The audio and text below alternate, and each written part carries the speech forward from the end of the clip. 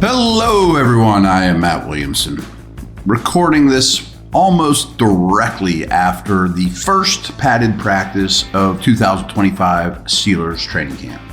As you probably know, we were robbed of that yesterday because extreme rain.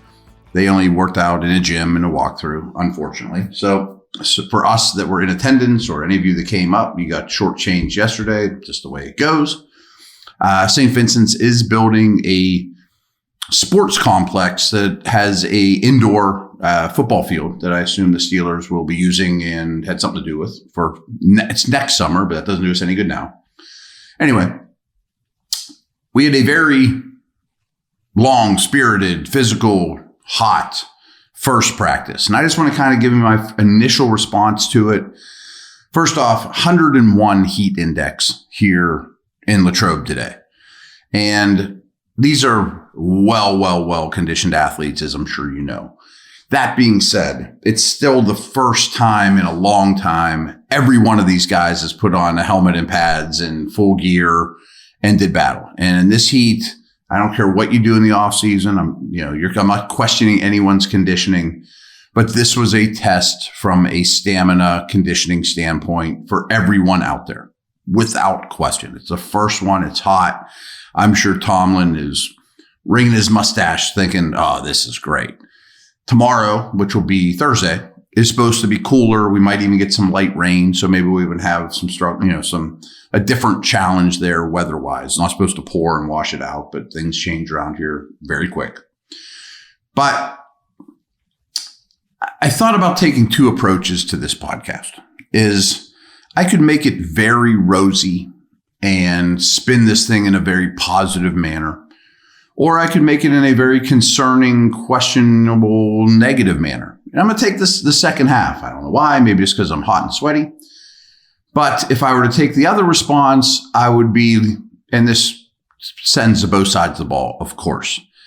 This defense is very impressive, and it is deep. There are playmakers everywhere. Cam Hayward did. He was a full. Well, he was dressed and did stuff, but he didn't even play against his opponents today. Watt did, everyone else did, and they were still clearly winning time and time again against the offense. So, as is the case when your favorite team plays against itself, you can either look at it positively, boy, the defense looks awesome, or you can look at it negatively, the offense looks terrible. I'm going to take more of the negative, as I mentioned. But I do want to get a couple things out of the way to the offense's defense. First off, they're playing a really good unit, as mentioned. And Ramsey and some of these dudes are flying around. And their cover guys look great. Their front looks great. Their linebackers look deep. Safeties are involved. So I also think this is probably a trend in late July across the entire NFL, as it is every year. Offense takes longer to get going than defense. It's just a continuity thing, a timing-based thing. It's less reactionary. You have to be on the, quote, same page and all that good stuff. So across the league every year, early in camp, the defense generally is going to be the better unit. They just have an easier time of things. Now, I don't know that most camps are this extreme. And again, I think this defense is really good. But the offense, frankly, was pretty hard to watch today. I mean, I'll get to it here in a minute, but I don't know. All right, here's a couple positives and just in terms of players from today's first padded practice. And again, folks, let's not get crazy overboard on the comments. This offense is going to stink. They better trade for 5 offensive players, blah, blah, blah, blah, blah, get a new receiver. Hey, I mean, those things are probably being kicked around. But I thought Rudolph had a very good day. Now, he didn't look like John Elway out there. I thought he was efficient. He completed balls he should. Short gains, moved the ball a little bit in some team drills, some 7-on-7 stuff. I thought he had a nice day. Across the board, I thought the group of tight ends, the top 3, of course, had nice days. That even some of them in backs on backers and protection stuff one-on-one did pretty well against tough tests against, Watt and Highsmith and those edge guys. So all in all, I thought those guys looked pretty good. I thought Caleb Johnson had a nice day.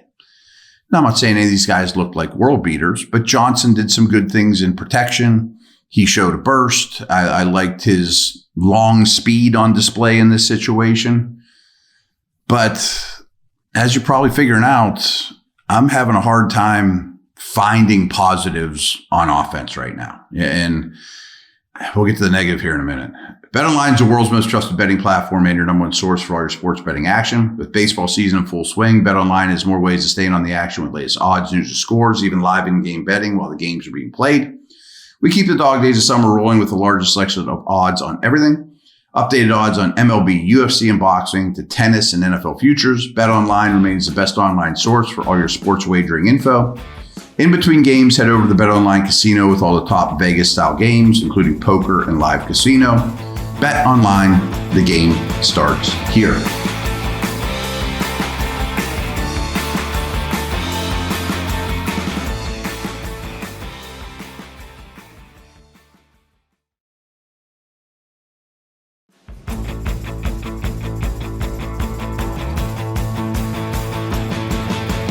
All right, no more excuses. This is going to be the bad portion of all this. They're losing consistently to this defense. And that was true without pads, and it was very true today with pads. We'll start with the O-line. They're losing one-on-one battles with consistency. When they go to the twos, it gets worse.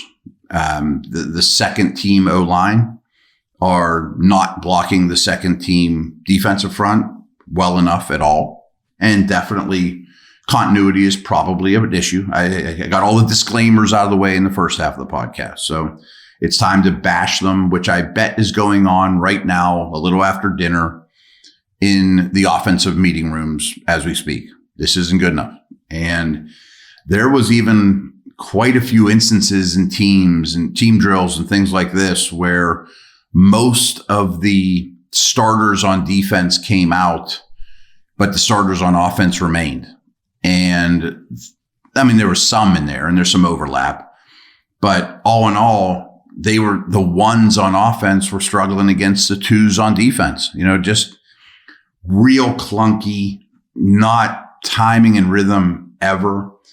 And I thought this really applied to Rodgers, who you guys know I'm really excited about. He was visibly frustrated today, and not like he had like bad body language or was pouty or any of that stuff, but you could see he was unhappy with the way he was throwing the football and the way he played. There were some open receivers that were just miss. And is that a timing thing from just the route running standpoint or him just missing? I think it's all the above.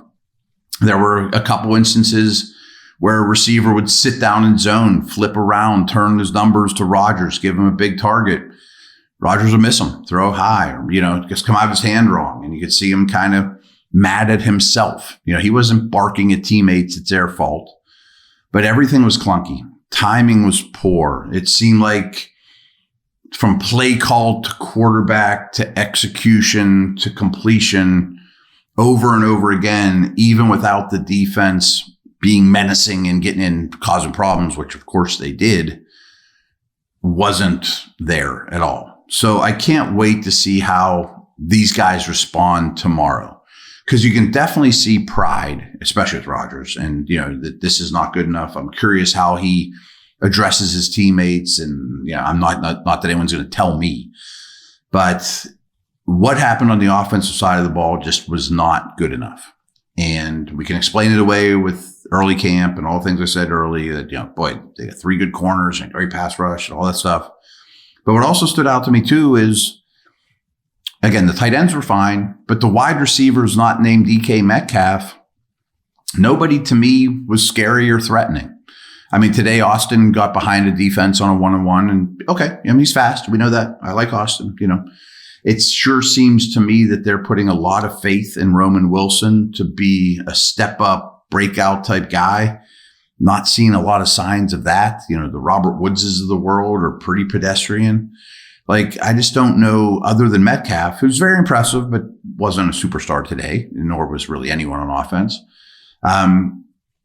Who does the other team just say, oh man, I wish that guy wasn't on the field? You know what I mean? All this is very subject to change. It's July 30th. It's the first padded practice. It was crazy hot.